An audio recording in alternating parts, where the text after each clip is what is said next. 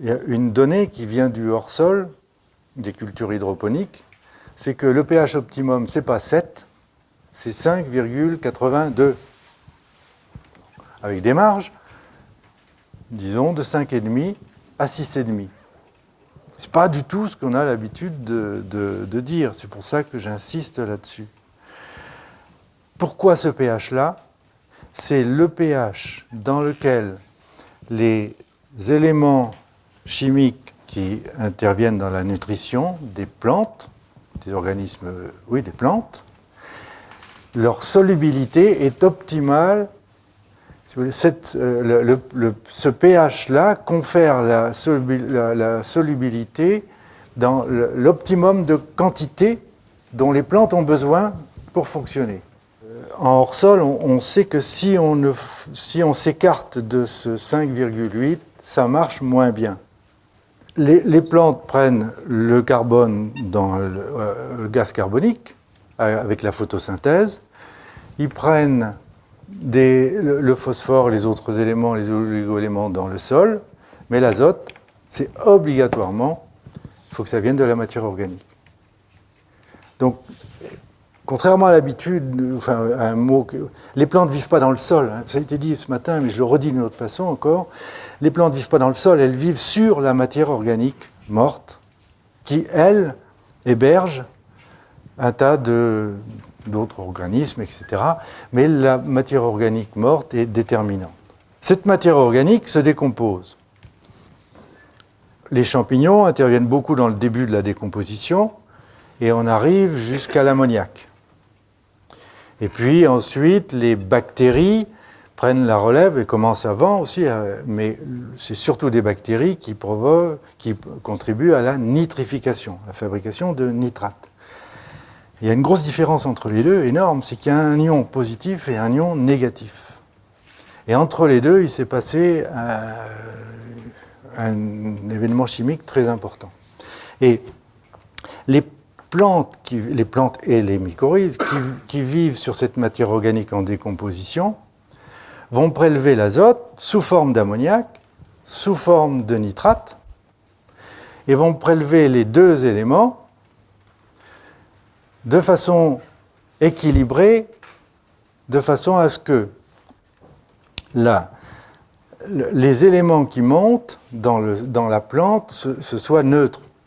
S'il n'y a que des éléments positifs qui montent, ou qu'il n'y a que des éléments négatifs, c'est une pile, ça ne marche pas longtemps. Donc il faut que ce soit équilibré. Et l'équilibre dans la nature, pour faire simple, l'équilibre dans la nature, c'est que c'est l'ammoniac, le calcium, le magnésium, un petit peu la potasse, ça a été dit ce matin, qui font le paquet positif pour compenser le paquet négatif qui est surtout des nitrates. Pas uniquement, mais surtout des nitrates.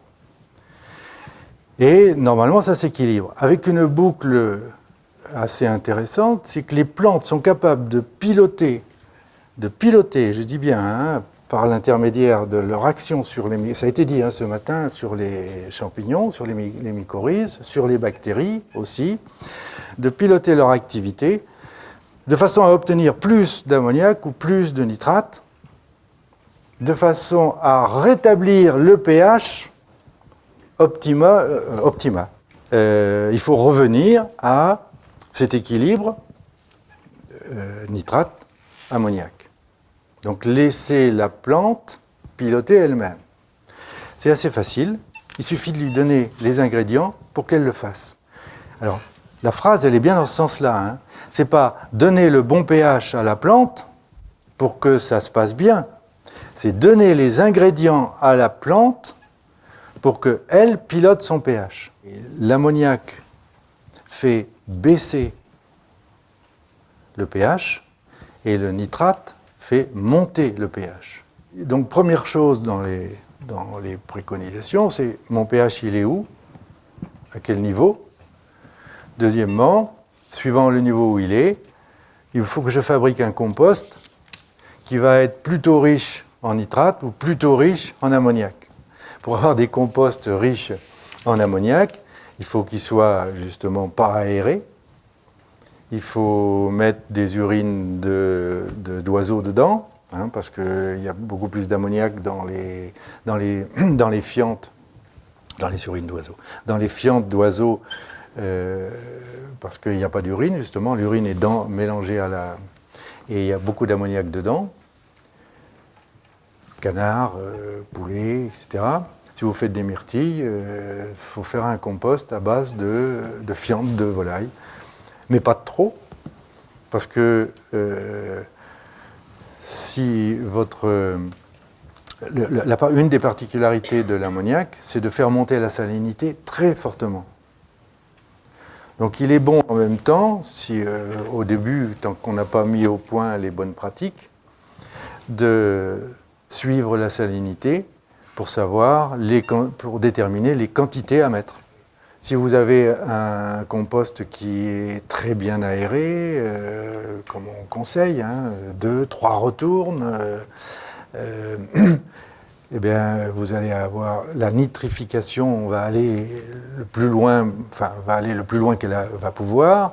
Ça sera riche en azote nitrique. Et si vous le mettez là, vous allez voir le pH monter. Le pilotage du pH confortable est un préalable à la stimulation des défenses naturelles, à l'utilisation des synergies et des interactions entre tous les organismes, tout ce qu'on vous a expliqué ce matin. C'est un préalable. Si ce pH-là, dès qu'on s'écarte, la plante a moins de moyens pour faire ce qu'on attend d'elle. La demande au moment de la floraison-fructification, le pic est à ce moment-là, très très fort. Hein. Il est 2 à 7 fois, 10 fois plus fort qu'en période de croisière.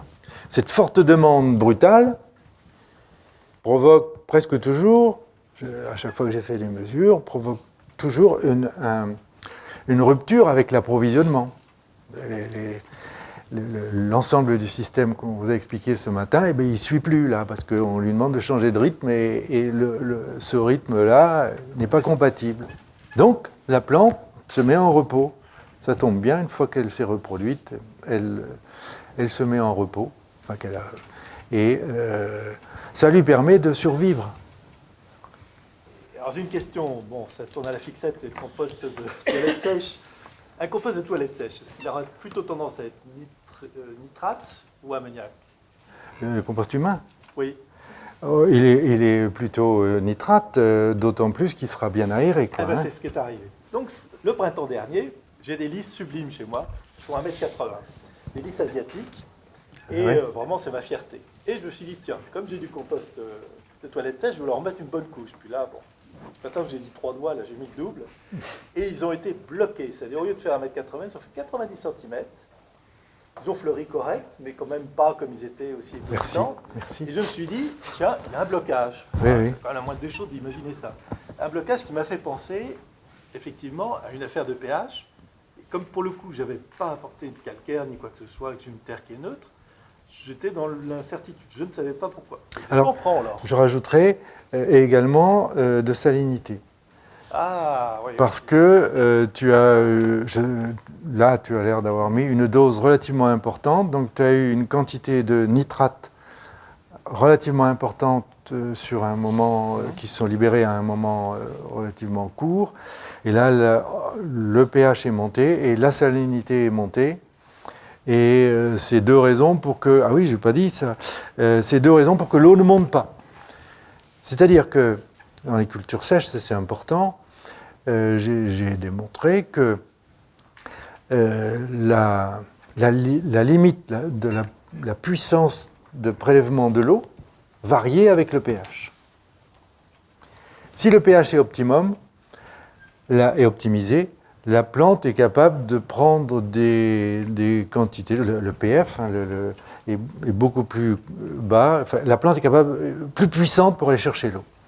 Et j'ai vu des plantes dans un terrain drainé, mais saturé, drainé, donc après la percolation, donc maximum d'humidité, manquer d'eau, manquait d'eau parce que le pH est décroché complètement.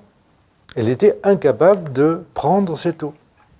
Un autre truc aussi qui m'a en irrigation goutte à goutte.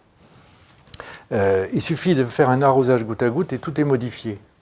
Qu'est-ce qu'on a modifié? Le pH de l'eau résiduelle qu'il y avait dans le milieu. C'est-à-dire qu'on fait quelque chose qu'on dit qu'il ne faut pas faire, même s'il n'y a pas besoin d'eau, même si c'est presque, juste après ressuyage, plein, juste après ressuyage, un arrosage va permettre à la plante de redémarrer. Un arrosage à l'eau claire. Pourquoi? Parce que vous avez balayé l'eau qui est résiduelle, et cette eau résiduelle, elle était à un pH qui ne convient pas.